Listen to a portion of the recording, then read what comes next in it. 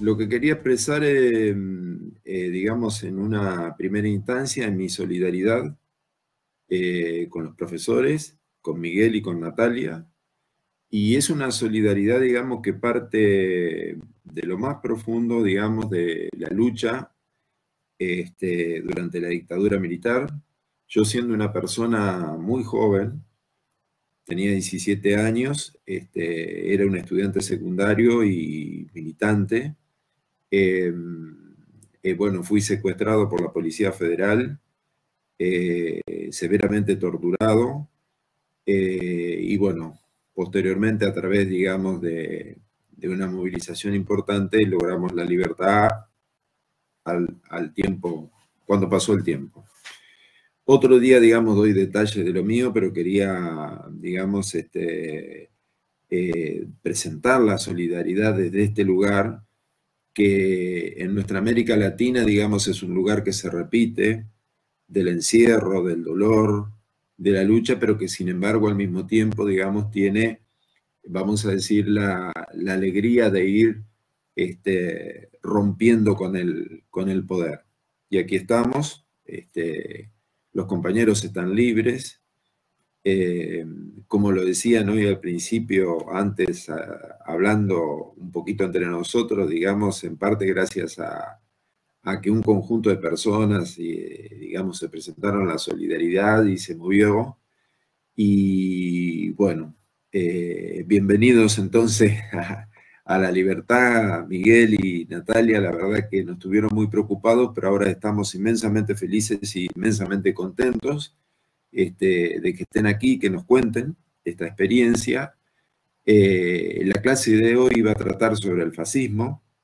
Yo iba a hacer una bajada importante hacia el fascismo durante las dictaduras militares, porque hay digamos, una controversia. Fueron las dictaduras del Cono Sur, digamos, o tuvieron características fascistas, sí o no fueron bonapartistas, o fueron, digamos, dictaduras específicas del Cono Sur. Ahí hay todo un debate que por supuesto lo vamos a continuar en la clase que viene, y por supuesto también están invitados.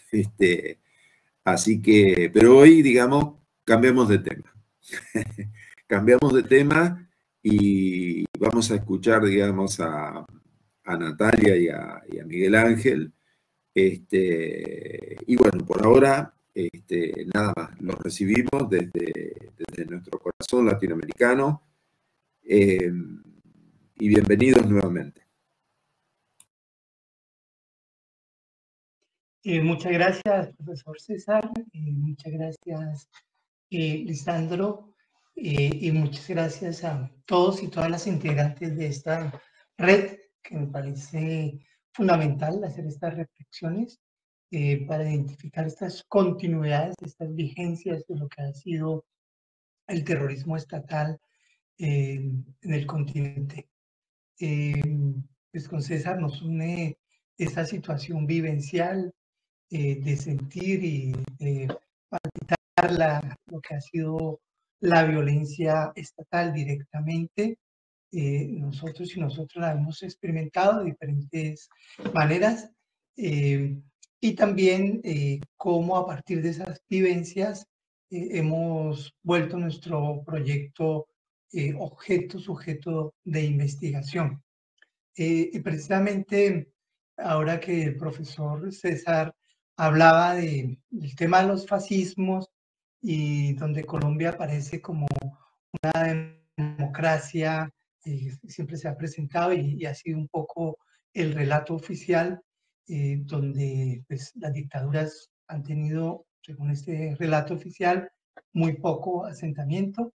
Realmente Colombia en el siglo XX tuvo una dictadura que fue en el 53, 57, del general Rojas Pinilla, pero una dictadura que en la historiografía oficial se presenta más bien como, en su momento lo llamaron así, un golpe de opinión, era una dictadura.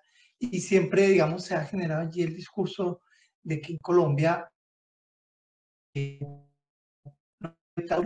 la democracia más estable del continente. Creo que ese es un buen punto de partida, porque lo que hemos vivido y lo que hoy, digamos, estamos contando y compartiendo a ustedes, es parte de esa historia de Colombia de aplicación de un terrorismo estatal disfrazado y cubierto, digamos, con una democracia que simplemente se sostiene por la idea de que recurrentemente ha habido elecciones, pero cuando uno mira las cifras de derechos humanos, el número de desaparecidos, de asesinatos políticos, de desplazamiento forzado, de torturas, y hoy más recientemente el tema de los montajes judiciales, pues nos damos cuenta que efectivamente estas prácticas siguen existiendo y siguen teniendo vigencia. Entonces, esa actuación de los estados, en el caso colombiano, pues se ha extendido no solamente al territorio colombiano, y parte también de mi experiencia un poco anterior. Yo fui secuestrado en la Ciudad de México cuando estaba haciendo un postdoctorado en la UNAM por una operación binacional que se hizo entre Colombia y México. En ese momento el presidente era Felipe Calderón, en el caso colombiano Álvaro Uribe Vélez, con su mal llamada política de seguridad democrática, que buscaba criminalizar pues el pensamiento crítico, los defensores y las defensoras de derechos humanos, y también las universidades se convirtieron en un objetivo fundamental. Hoy Colombia está viviendo, digamos, otro momento histórico con la elección del presidente Gustavo Petro, que ha habido un cambio de gobierno, pero esas estructuras se han mantenido. De una forma, toda esta política de construcción de enemigo interno sigue vigente porque pues, las fuerzas militares, a pesar de que han cambiado, ha habido diseños diferentes, siguen definiendo ciertos sectores sociales como parte de ese enemigo interno. En esa perspectiva, cuando nosotros y nosotras veníamos a ingresar para participar en el Congreso de Americanistas al territorio serbio, pues nos vimos con la sorpresa de que en el momento de pasar migración, pues fuimos, y en primer lugar fui yo señalado como terrorista, que era un terrorista, que no podía ingresar a territorio serbio, porque el deber de las autoridades era proteger a los ciudadanos serbios de una persona que era señalada como terrorista. Yo les expliqué que pues había sido objeto de un proceso judicial. Eso fue en el 2009, cuando precisamente ocurrió este secuestro. Fui yo llevado a Colombia, se me presentó como un peligroso terrorista, militante e ideólogo de las FARC. Se emitió una circular roja y por eso, digamos, vino toda la persecución a nivel internacional. Fue un proceso muy largo, un proceso que todavía pues tiene sus efectos. En ese proceso pues fui absuelto finalmente por la Corte Suprema de Justicia. También fui retirado de la universidad. Yo soy un empleado público, soy profesor de planta de la Universidad Nacional. Fui retirado y bueno, también finalmente ganamos esa posibilidad de volver a la universidad. En el fondo de todo esto, lo que se identifica es la persecución a un pensamiento crítico, a un pensamiento disidente, que a través, y eso es un poco la conclusión que hemos llegado, de mantener unas listas de personas que hemos mantenido un pensamiento divergente con el hegemónico, de personas que hemos expresado pues nuestro acompañamiento y participación en los movimientos sociales, que hemos también defendido pues todo y defendido y también puesto de presente cómo funcionan esos mecanismos de represión en Colombia. Entonces, esto ha hecho y, y fue como el momento que vivimos que se me señale como terrorista, a pesar de que fui absuelto, a pesar de que hay un fallo jurídico de la Corte Suprema de Justicia, que es el organismo máximo que imparte justicia en Colombia, donde claramente se da a conocer que fue todo un montaje judicial, que se usaron pruebas que estaban contaminadas, que realmente nunca guardaron, digamos, la legalidad, y a partir de ellas pues se montó todo un proceso. En el fondo, como lo estableció uno de los fallos, claramente se criminalizaba algunas ideas. Yo he escrito algunos libros sobre el conflicto armado colombiano, reflexiones e investigaciones sobre las guerrillas en Colombia, sobre lo que ha sido la represión estatal en las universidades, trabajos que hemos realizado conjuntamente con la profesora Natalia, que además pues, también es mi compañera afectiva, y esto pues ha impactado digamos, nuestra movilidad, porque no es la primera vez que nos pasa. En México tuvimos una situación similar y el año pasado, justamente por estas mismas fechas, en Perú fuimos devueltos, también fuimos deportados y regresados a Colombia con nuestros hijos. Y aquí hay un elemento que queremos y que venimos insistiendo mucho, en que estos impactos, primero, no son casos aislados, sino que hay una sistematicidad. Bueno, en el caso nuestro, pues hemos asumido la voluntad y la decisión de denunciarlos, por supuesto, gracias a la solidaridad de todos y todas ustedes, gracias a esos apoyos, pues hemos asumido la necesidad de denunciar que pensar críticamente no es terrorismo. Pero también queremos eh, mostrar cómo estos impactos y estas incidencias no solamente ocurren a nivel de la persona que vive esta situación, sino de todo su entorno del tejido social y particularmente el tejido familiar. En ese sentido, pues me gustaría que también Natalia nos comentara un poco desde esa perspectiva que tú has venido trabajando. Bueno, un gusto estar acá con todas, con todos ustedes. Expresarles también nuestro agradecimiento por toda la solidaridad, por los comunicados, por todo el apoyo. Digamos que eso nos dio mucha fuerza, nos ha dado mucha fuerza ahora y en todos estos años. Y pues nos terminamos nosotros llegando, digamos, profundizando, investigando estos temas también por la propia persecución de las que fuimos víctimas, de las que hemos sido víctimas. Y parte de eso pues nos ha significado también volvernos activistas, entre otros activistas anticarcelarios, porque bueno, vivimos la cárcel, porque parte de lo que hemos visto es la cárcel, la vivió Miguel Ángel, una primera vez, 2 veces. Bueno, había estado también preso cuando era estudiante universitario. Y después como profesor, entonces en esta persecución una primera vez 2 años y una segunda vez 1 año más de 3 años encarcelado, pero al mismo tiempo lo que hemos visto es que el Estado también, sus formas de criminalización no solamente castiga, digamos, a la persona que acusa, sino también hay una extensión del castigo a las familias, una extensión del castigo también a las organizaciones sociales, políticas, a las comunidades universitarias de las cuales se hacen parte. Y es parte de lo que hemos investigado, digamos, en estos últimos años también. En eso entonces hemos visto cómo hay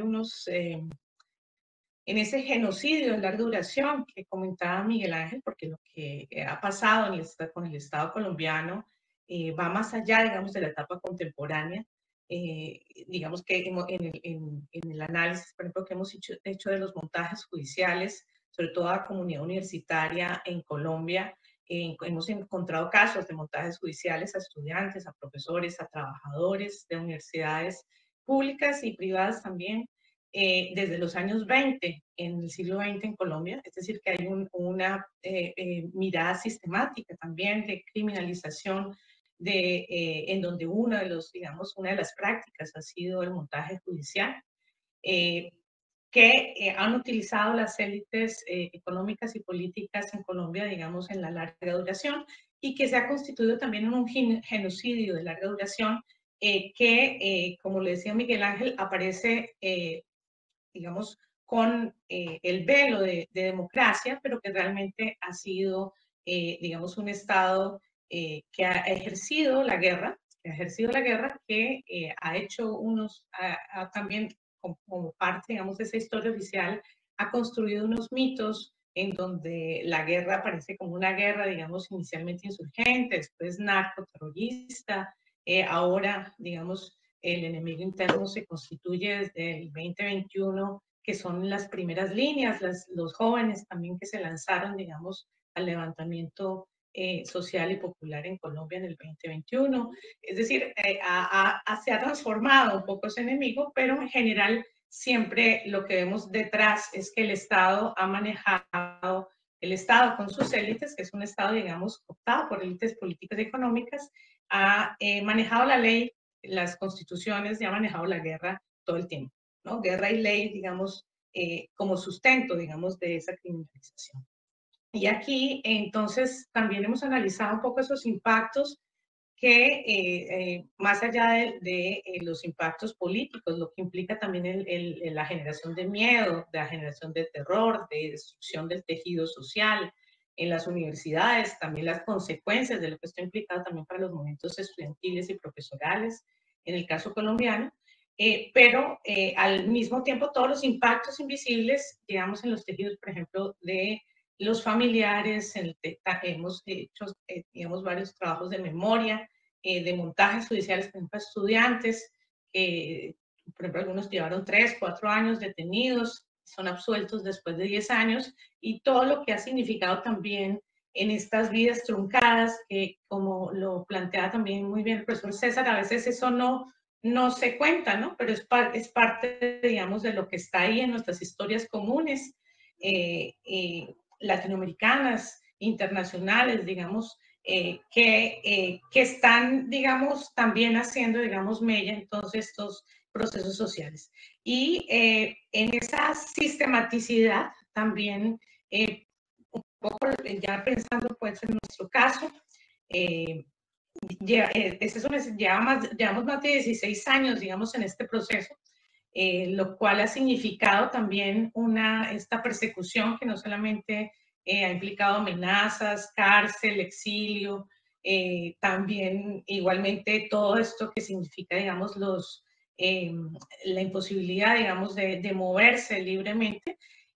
También tiene efectos, digamos, lo vemos también en nuestros hijos, porque lamentablemente en estas últimas 4 detenciones que hemos tenido migratorias, en general siempre hemos estado con ellos, y digamos eso no se cuenta en la historia, no aparece, pero está efectivamente ahí. Entonces, bueno, es significativo también, porque creo que necesitamos también visibilizar, digamos, estos efectos en niños y niñas de este genocidio, digamos, de larga duración. Como tú decías, César, que ahora que decías, tenías 17 años cuando te pasó, pues efectivamente esos impactos no es igual que le suceda a uno, digamos, a una edad mayor que cuando está efectivamente muy joven. Entonces, bueno, eso es parte, digamos, de lo que nos ha pasado, digamos, es una gran síntesis de lo que hemos vivido, pero al mismo tiempo yo creo que hay que resaltar cómo también ahora hicimos, digamos, una memoria, hicimos un primer tomo, ahora vamos a hacer un segundo tomo de la memoria, precisamente de nuestro propio caso, que además emocionalmente nos costó mucho hacer, porque era también reencontrarnos también con todo lo que habíamos vivido y hemos vivido, y en esa recuperación de memoria, sobre todo archivos escritos y memoria oral que reconstruimos, lo que vemos es una gran red de solidaridad que muestra también que cuando nos juntamos también es muy efectivo hacerle frente también al terrorismo de Estado, hacerle frente también a, digamos, a estos actos también para digamos, destruirnos y, digamos, hacinarnos, digamos, individualmente en el miedo. Entonces, ha estado, digamos, que el caso también muestra, creo que es uno entre muchos, pero muestra cómo la solidaridad internacional, digamos, de distintas formas, ha sido muy efectiva. Entonces, bueno, agradecerles también a todas, a todos también por ello. Yo quisiera agregar un poco más para el contexto de lo que sucedió recientemente. Señalar que en un principio, cuando ingresamos, pues a mí me detuvieron, les dieron el ingreso a Natalia y a los dos niños, les permitieron que podían entrar, pero parte de las decisiones que hemos tomado un poco es también mantener ese núcleo familiar y poder articularnos allí.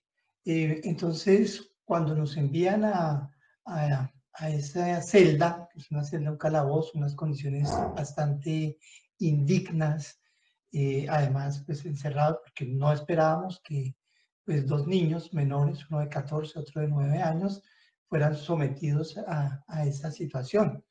Claramente tomamos la decisión de que Natalia y los niños ingresaran.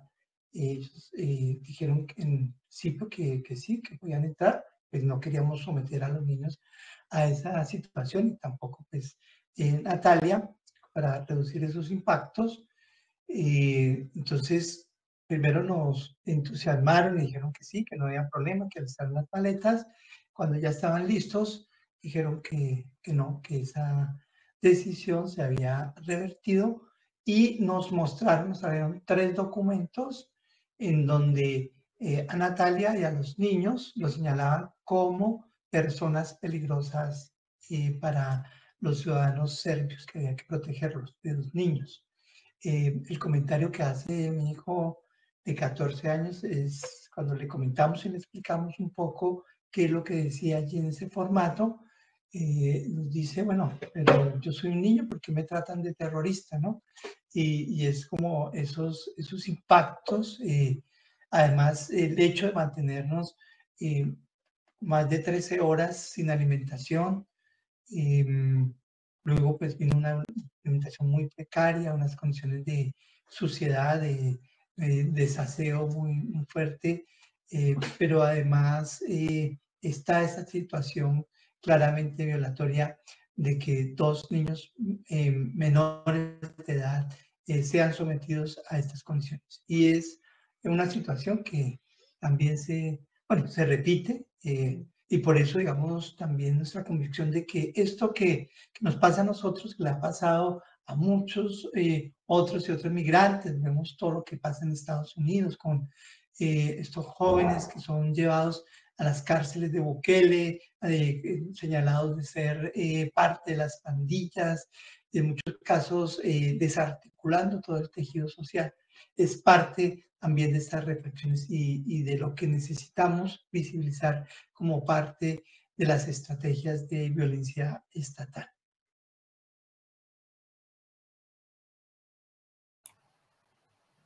No sé si te preguntas, que amplíen. ¿Vas vos, Lisandro? ¿O voy yo? La verdad que es muy impactante el relato que, digamos, ustedes están desarrollando. Ni que hablar, digamos, el tema de los niños. Pero aquí pensaría en 2 cuestiones. Una me parece sumamente importante. Las dos, en realidad. La primera, quizás en el devenir, sacar conclusiones políticas. No hay duda, digamos, de que hay una red internacional de persecución, formación de estas listas negras, digamos, porque es, digamos, como una suerte de algo grotesco llegar, digamos, a un país tan distinto como el que fueron y encontrarse, digamos, con la acusación de terroristas, etcétera, etcétera, todo lo que narró Miguel. Hubo una parte, Miguel, te pregunto, donde vos planteaste, digamos, la consecuencia de insistir en las denuncias. Entonces ahí te preguntaría, digamos, en particular, ¿cómo pensás o cómo crees que podríamos darle una continuidad? Porque en todo este tipo de cuestiones muchas veces nos quedamos, digamos, en los actos. Por ejemplo, hoy nos reunimos y por ahí luego no nos vemos en un año, y lo que yo quiero evitar es eso. Es decir, construir un proceso proceso instituyente, digamos, de formación de organizaciones de derechos humanos, es decir, el núcleo puede ser la red misma. Después decís, Lisandro, si te parece, pero me gustaría, digamos, preguntarle a ambos, más allá, digamos, de las consecuencias políticas. Yo fui anotando todo lo que dijeron y después probablemente, digamos, escribo un artículo o algo así porque es muy rico. Pero lo que más me interesa, lo inmediato, digamos, es cómo nos organizamos para generar, digamos, una malla de contención de esta suerte, digamos, de persecución política, digamos, a los activistas, a los pensadores críticos. Sería esa primera pregunta, tanto a Natalia como a Miguel. Contestamos si quieren, sí, yo creería, bueno, a mí en primer lugar me parece muy importante que exista esta red de investigadores e investigadoras. ¿Por qué? Porque digamos que va permitiendo también legitimar dentro del campo académico investigaciones y estudios que efectivamente apuntan a mostrar cómo funciona, cuáles son esos patrones de represión. Creo que es muy importante porque eso permite una incidencia real. En nuestro país, en Colombia, digamos, cuando uno habla de terrorismo estatal, cuando uno habla y se refiere a estos temas, toda la comunidad o la gran mayoría de la comunidad académica te ubica en un lugar no académico. Estas reflexiones no son académicas. Las reflexiones, eso es activismo político, es tal, pero eso no es académico. El hecho de que exista un conjunto de investigadores, investigadoras, del continente y fuera de él, que estén concentrados y interesadas en indagar sobre esos mecanismos, sobre esas formas de represión estatal, me parece que es un avance genial. Y en ese sentido, digamos, creo que la red cumple un papel fundamental porque la incidencia que puede tener la academia en estos casos es significativa y sobre todo desde el lugar que podemos hablar.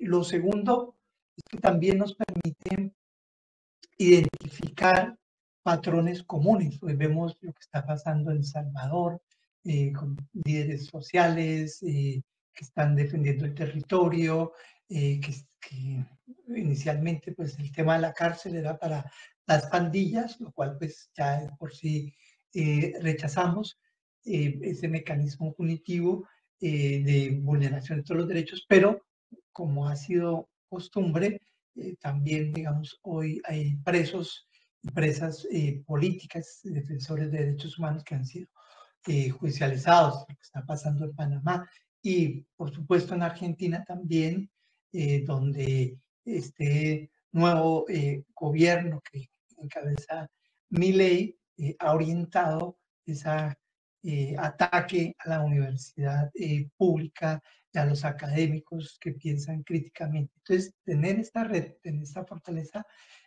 también nos ayuda a pensar. Bueno, no sé si quieres agregar. Sí, no, pues una de las cosas que nosotros por lo menos nos sorprendemos a veces cuando vamos a otros países es que también habría que hacer un análisis de nuestras academias. En el caso de nuestra academia, es una academia que en general es bastante conservadora, con un discurso políticamente correcto, sí, pero muy, muy conservadora, al punto que, por ejemplo, cuando sucedió lo de Miguel Ángel, sus propios compañeros, sus propios colegas, lanzaron un comunicado, le iban a dar un premio a Miguel Ángel por ser uno de los egresados, digamos, que había hecho investigación, etcétera, digamos, con méritos, etcétera, y que era también una forma de reivindicar al decano desde la época también la labor de Miguel Ángel. Miguel Ángel estaba en la cárcel y sus propios colegas firmaron un comunicado para que no le dieran el premio porque era un guerrillero. Entonces, también parte de lo que hemos visto es que también tanto la academia, habría que mirar en cada país, pues es distinto, pero también las universidades han también tenido un papel de responsabilidad en esta persecución por acción o por omisión, ¿no? Y eso pues lo hemos sentido nosotros con mucha claridad también en, digamos, cómo se ha tratado nuestros casos. Hoy en el caso, por ejemplo, ustedes vieron, no sé si se enteraron, el caso de la pedagógica, la universidad en donde hago parte y la nacional donde hace parte Miguel Ángel, los rectores, digamos, que están ya en una perspectiva democrática de izquierda, han firmado comunicados, digamos, a favor nuestro, pero digamos que no ha sido la constante en las universidades anteriormente. Entonces, bueno, esa es una dificultad a la que nos hemos encontrado enfrentado y pues ahí lo que dice Miguel Ángel es muy importante, el que tengamos escenarios y que también la red pudiéramos visibilizar, no sé, pensar en que pudiéramos, sé que es difícil a veces la movilidad, pero que pudiéramos encontrarnos y hacer esto, digamos, más masivo, digamos, en nuestros espacios, que los escucharan a ustedes, etcétera. También ayuda también a que, digamos, los académicos y académicas críticos que existimos, que sí, pues hay, digamos, un grupo importante, pero que en general somos minoritarios en nuestras universidades, podamos tener, digamos, los estudiantes mismos que estamos formando puedan tener también esa mirada, digamos, de eco de cómo esto no es una lucha solamente nuestra, sino que son luchas que se están dando en cada país, en cada territorio. Entonces, eso yo creo que hace también esto que tú decías, César, la posibilidad de darle continuidad, digamos, también formando, generando también una tendencia de pensamiento, unas corrientes de pensamiento frente a lo que estudiamos, me parece muy importante. Lo otro es lo que ustedes decían, que creo que es clave este curso que ustedes están dando, que la red está asumiendo frente a las derechas, porque parte de lo que lo que hemos vivido en Colombia es precisamente unas derechas que, a pesar, por ejemplo, que ahora tendríamos un gobierno progresista, siguen, digamos, haciendo un gran activismo político, muy organizadas también, a pesar de que también tienen tensiones entre ellas, y que no han, parte de estas alertas migratorias de las que somos víctimas tiene que ver también con el poder que siguen manteniendo en el Estado, o sea, un Estado que igual está hecho para que no se generen cambios, ni siquiera reformas liberales, digamos, como han querido los progresismos, sino que efectivamente no hay cambio posible, entre ellos los organismos de inteligencia. Los organismos de inteligencia, digamos, los siguen controlando estos poderes, digamos, hegemónicos, y lo que vemos es ahí también es parte de lo que hemos exigido, porque hay como una gran nebulosa, no se sabe de dónde vienen estas listas, estas alertas, digamos, migratorias, de las cuales no hemos sido víctimas solo nosotros, también líderes de izquierda, de partidos políticos de izquierda en Colombia, otros académicos, incluso ministros y ministras de este actual gobierno y funcionarios públicos de este actual gobierno han sido víctimas también de estas listas migratorias, que tiene mucho que ver también con Estados Unidos, con Interpol y con estos organismos multilaterales de seguridad que efectivamente no se sabe detrás quién está aparentemente, ¿no? Pero que lo que hemos visto con nuestro caso es que operan más allá, digamos, de los gobiernos como el actual, digamos, que se pronunció a favor nuestro, pero que a pesar de esto, estas alertas siguen funcionando. Entonces, este análisis, efectivamente, de estas derechas, de cómo están operando y más en un escenario planetario donde vamos a tener también de crecimientos energéticos, etcétera, digamos que va a ser un escenario también para que muchas de estas derechas logren también tener, digamos, discursos rápidos de solución de problemas que no han podido hacer los progresismos, también, digamos, es un elemento muy importante, digamos, para analizar. Creo que tenemos una ausencia, particularmente lo vemos en nuestro país, lo vemos incluso en la propia izquierda, que ha pasado, digamos, a todos los progresismos en general en América Latina, que se han volcado, digamos, al gobierno, a las políticas públicas, etcétera, pero que hay una ausencia de los debates estructurales de lo que está pasando. Entonces, en eso, digamos, yo creo que la posibilidad de difundir todos estos debates, la posibilidad también de que podamos hacer estos escenarios de formación es fundamental, y las acciones, sin duda, de solidaridad concreta y a largo plazo que implican campañas de distinto tipo, también yo creo que son muy efectivas. En eso, pues, tendríamos la posibilidad de armar también muchas herramientas pedagógicas. Creo que hay también parte de las derechas han construido muchas trampas discursivas que a veces se nota mucho en los medios de comunicación hegemónicas colombianos, por ejemplo, todos los días, que valdría la pena nosotros también, que digamos, tuviéramos un escenario también de construir, digamos, nuestras propias herramientas pedagógicas para desmontar estos discursos también que las derechas están desde hace varios años construyendo, ¿no? Estos miedos, efectivamente, por ejemplo, en Colombia se maneja mucho el tema de que nos vamos a volver como Venezuela, ¿no? Que vamos a empobrecernos, etcétera. Todo este discurso también de miedo, ¿no? De también empezar a generar también miedos frente a las migraciones, etcétera, ¿no? O sea, empezar a poner, digamos, a los sujetos empobrecidos contra los que están un poquito mejor, un poco, tú, César, seguramente lo estás viendo ahí en Argentina por lo que hace Milei. Entonces, bueno, ese es, y el punitivismo como solución, ¿no? Todo el discurso de seguridad que también se han armado, y el aumento de las perspectivas, digamos, de criminalización punitivas como solución a estos problemas. Entonces, creo que tenemos un momento, digamos, para hacer y pensar mucho y para, digamos, hacer una academia distinta. Así que yo estoy, pues, muy agradecida de también encontrarme con ustedes en esta red, porque creo que es lo que hay que hacer. Muchas gracias. Una academia distinta, qué buena frase esa.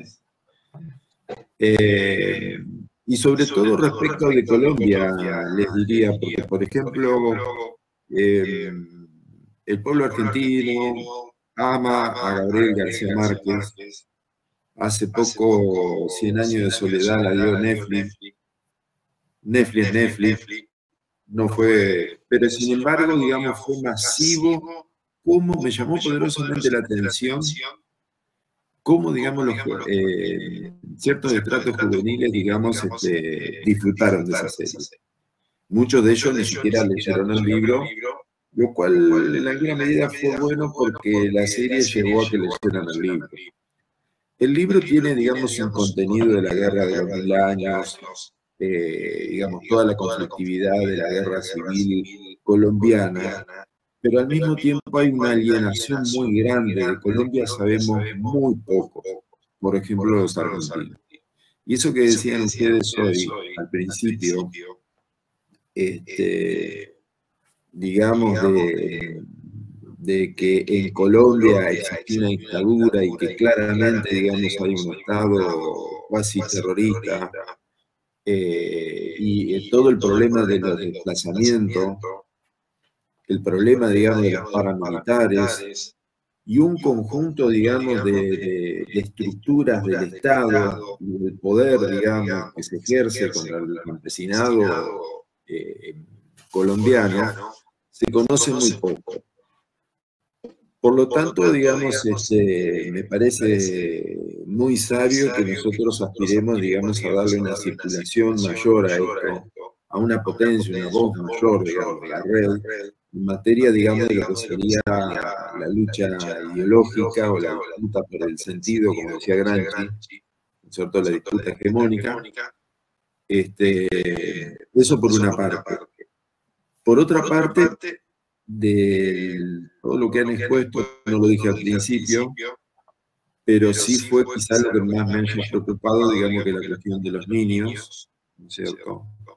La verdad que es muy fuerte esa cuestión que ustedes narraron, y no me llama la atención lo que ustedes llaman, digamos, los montajes judiciales, porque esto aquí en la Argentina está a la orden del día, digamos. Tendríamos que ver también cómo desconstruir, digamos, esos montajes, no solamente en la narrativa, sino empezar a ver entre nosotros cómo si intercambiamos elementos jurídicos. Por ejemplo, en la Argentina se dieron los juicios de lesa humanidad. Yo tuve que declarar un montón de veces.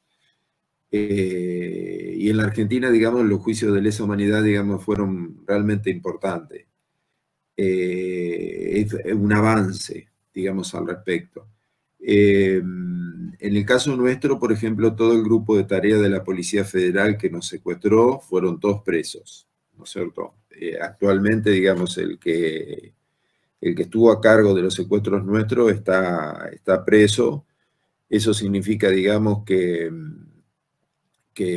como es denunciando, digamos, pasó mucho tiempo la dictadura militar, digamos, ¿no? Sin embargo, digamos, la única lucha que se pierde es la lucha que se abandona, y nosotros la seguimos, hicimos las denuncias. Cuando no pudimos más hacer las denuncias en la Argentina, las hicimos en Francia, en España, donde, digamos, tribunal que se nos cruzaba, ahí seguíamos luchando con este tema de la denuncia de los derechos humanos.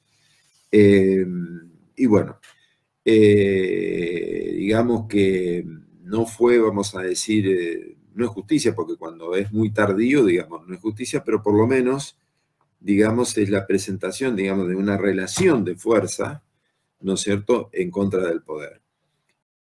Frente a la pregunta que hace la compañera periodista, no, realmente, digamos, se ha presentado con frecuencia estas situaciones, pero es muy azaroso. Nosotros estuvimos en Madrid, estuvimos en Lisboa y veníamos de allí. En Madrid, Lisboa no tuvimos ninguna dificultad.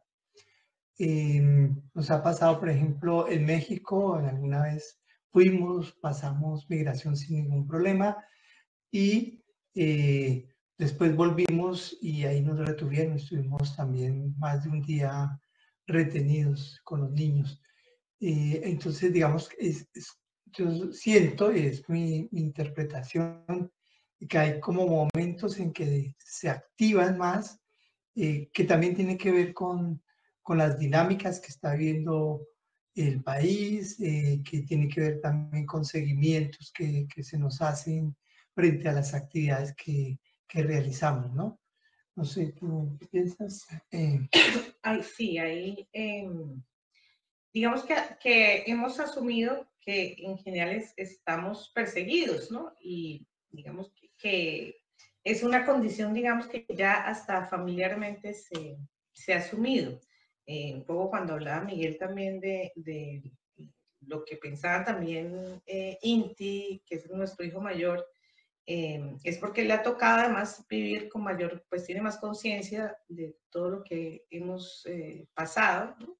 Y solamente como para narrar una anécdota, cuando estaban más pequeños, tenían 7 y 10, 11 años en la detención en México, y nuestro hijo mayor le dice a uno de los policías que nos estaba deteniendo, sin que nosotros le dijéramos nada, realmente estábamos, digamos, en la discusión, también que necesitábamos una llamada, teníamos derecho como migrantes a una llamada. Entonces, él interviene y dice, lo que está pasando acá es una desaparición forzada, ¿no? el policía se queda sorprendido, nosotros también nos quedamos sorprendidos, porque realmente pues nunca habíamos, no habíamos, digamos, este proceso de reflexión también con él,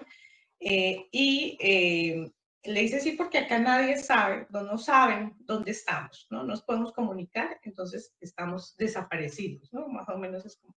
Y tenía 11 años. Entonces, para nosotros, bueno, también fue como una alerta, porque en el fondo lo que les contábamos antes es una carga, en el fondo, que también el terrorismo de Estado está llevando con los hijos, ¿no? Con nuestros hijos, que no tendrían por qué tenerla. Pero aparte, entonces eso también ha significado que ellos están, que digamos, estamos preparados independientemente de si nos pasa o no nos pasa, que nos puede pasar. Hemos hecho varias intervenciones judiciales, derechos de petición. En Colombia está la figura de la tutela, a Interpol, a la Cancillería, al Ministerio de Relaciones Exteriores, preguntando efectivamente que si hay alertas, qué es lo que está pasando. Además, siempre nos han respondido que no existe ningún tipo de alerta. Entonces, esto se maneja, digamos, a otro nivel. Incluso ahora que el presidente Petro se manifestó en nuestro caso, precisamente lo que mostraba es que ni siquiera, digamos, el Ejecutivo sabe qué está pasando, digamos, con estas listas negras, y se comprometieron a averiguar, ¿no? ¿Qué pasa, digamos, con estas alertas migratorias? Entonces, digamos, en el caso de Perú, por ejemplo, estaba la dictadura actual de Dina Boluarte, entonces ahí, digamos, se activó la alerta. Pasábamos después a Bolivia y ya no había alerta, ¿no? Entonces, depende también, como decía Miguel Ángel, un poco de lo que está pasando, digamos, en el contexto latinoamericano, que se ha movido, digamos, estas formas de criminalización. Pero en el fondo es también, digamos, impedir, digamos, que también no solamente la libertad, digamos, de movilidad, sino yo creo que también una forma de estigmatizar, no solo a nosotros, sino de estigmatizar las ideas, ¿no? De que estas ideas son peligrosas, estas no circulan. Pues en esto que nos pasó acá, sí, pues estábamos muy afectados con que les hicieran firmar a los chicos un documento que lo tenían que firmar diciendo que eran terroristas. O sea, porque ahí sí llegamos ya, otra cosa es que nos pase a los adultos y otra de ellos. Entonces, bueno, creo que son parte de las reflexiones de cómo los límites se van corriendo y ya no les importa a estos estados, incluyendo a la propia Serbia. Lo hablábamos también con los organizadores del ICA, que ellos también estaban muy afectados de que Serbia hubiera hecho eso, cómo estas policías actúan, digamos, más allá, digamos, de los gobiernos y demás, tienen unas estructuras, digamos, de represión, ya siguiendo órdenes específicas, que no importa incluso que si son menores y demás, se ejecuta la orden, ¿no? Yo agregaría aquí también otro elemento. Nosotros tenemos, pues, como la claridad que son organismos de inteligencia del Estado que actúan, que pasan la información, que la activan, porque además no solamente nos pasa en términos migratorios, digamos, en la vida cotidiana, al día de hoy, por ejemplo, yo no puedo tener una tarjeta de crédito, no puedo tener créditos o préstamos bancarios, incluso entro a un almacén a me digitan mi número de cédula y siempre aparece bloqueada, no puedo hacer envíos de dinero. Yo tengo un hijo mayor que se encuentra fuera del país, no le puedo hacer envíos. Entonces, digamos, es como una asfixia permanente, como que ustedes no tienen ese derecho, no pueden existir, no pueden tener una tranquilidad o una vida cotidiana. Y precisamente frente a eso es que nos hemos revelado, porque sí consideramos que estos elementos, no silenciándolos, sino visibilizando, es que podemos avanzar. Y de allí, pues, volvemos al tema de la solidaridad. Es la fuerza que ustedes nos dan, que los académicos, las organizaciones sociales, las diferentes expresiones de solidaridad, para que, pues, estas cosas sean visibilizadas. En esta ocasión, tuvimos la fortuna de que ya la Cancillería, ya el Ejecutivo se pronunció, ¿sí?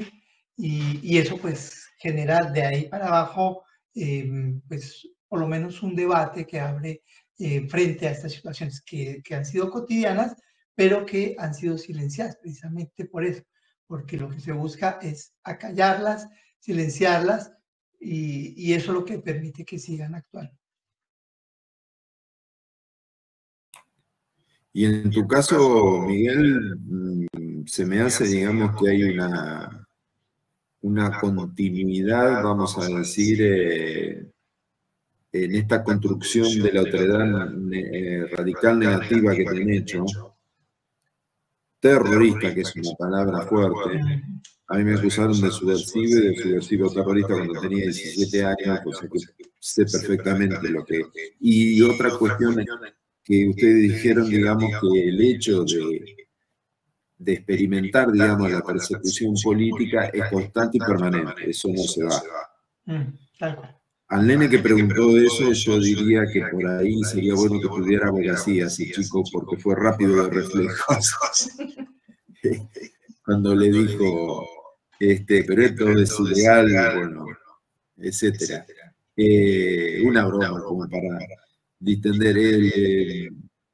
Me parece que hay dos núcleos para estudiar en la red, Lisandro, que surgen, que lo acaban de decir.